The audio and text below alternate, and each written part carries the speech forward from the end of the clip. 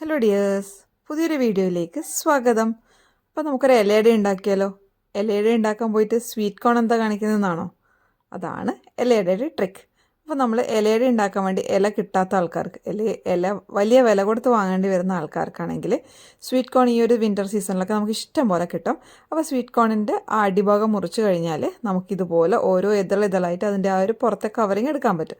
അത് നല്ലപോലെ കഴുകി വൃത്തിയാക്കി എടുക്കണം. അതിനുശേഷം നമ്മൾ കുഴച്ച് വെച്ച മാവ് ചെറിയ ചെറിയ ഉരുളകളാക്കി എടുത്തിട്ട് നമുക്ക് ഈ ഒരു ഇതെല്ലാം പരത്തി കൊടുക്കാം. എത്ര നേർത്തതായിട്ട് നിങ്ങൾക്ക് പരത്താൻ പറ്റുമോ അത്ര നേർത്തതായിട്ട് നമുക്ക് പരത്തി കൊടുക്കാം.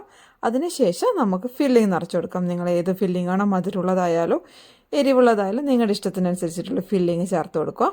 എന്നിട്ട് ഒരു 10 മിനിറ്റ് ആവിയിൽ വേവിച്ചാൽ മതി. ഇത് ചെറിയ ഇടയായതുകൊണ്ട് പെട്ടെന്ന് നമുക്ക് വെന്ത് കിട്ടും. സൈഡ് ഭാഗം നല്ലപോലെ ഒട്ടിച്ചു കൊടുക്കുക, വിട്ടുപോകരുത്. നല്ല അടിപൊളിയായിട്ട് തന്നെ നമുക്കിത് ഒട്ടിച്ചെടുക്കാനും പറ്റും. എന്നിട്ട് നമുക്കൊരു 15 മിനിറ്റ് അല്ലെങ്കിൽ 10 മിനിറ്റ് ആവിയിൽ വേവിച്ച് കഴിഞ്ഞാൽ അടിപൊളിയായിട്ടുള്ള ഇലയുടെ കിട്ടും.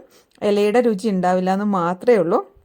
അതുപോലെ തന്നെ സ്വീറ്റ് കോണിൻ്റെ രുചിയൊന്നും വരെയില്ല. നമുക്ക് അടിപൊളിയായിട്ട് ഉണ്ടാക്കിയെടുക്കാൻ പറ്റും. അപ്പോൾ എല്ലാവരും ഈ ഒരു ട്രിക്ക് ഒന്ന് പരീക്ഷിച്ച് നോക്കണേ. ഇപ്പം നമുക്ക് വിൻ്റർ സീസണിൽ ഇഷ്ടം പോലെ സ്വീറ്റ് കോൺ കിട്ടാനുണ്ട്.